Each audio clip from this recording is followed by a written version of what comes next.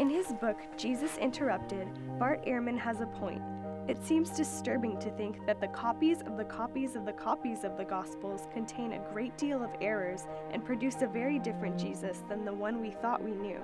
This Jesus, the historical Jesus, is much more distorted. As Ehrman points out, the root of the problem is that we don't have any of the original Gospel manuscripts or autographs. Practically, we don't have any of the autographs because they wrote on papyrus, which decomposed over time.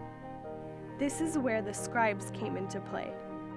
When the early church was spreading throughout the Roman Empire, there was high demand for the Bible to be copied down. So naturally, many laymen as well as professional scribes would have been hired. However, scribal copying was not like the telephone game. The copies were passed in written form, and there were many streams of transmission, not just one line, so to speak.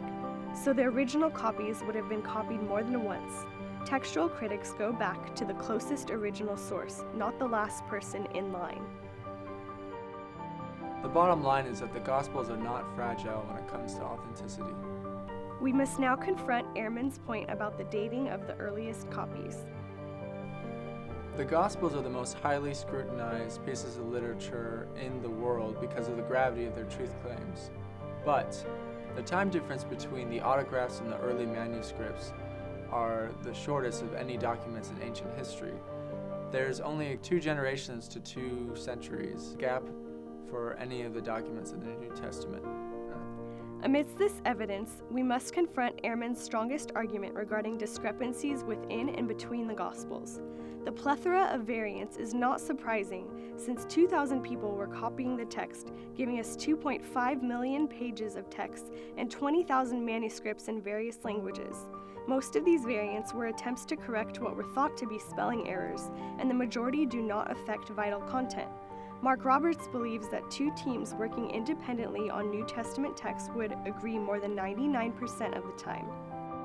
To quote Greg Blomberg, the freedom to paraphrase which evangelists exhibit may not be consistent with modern preoccupations with word-for-word citation, but it certainly does not distort the truth of the gospel narratives.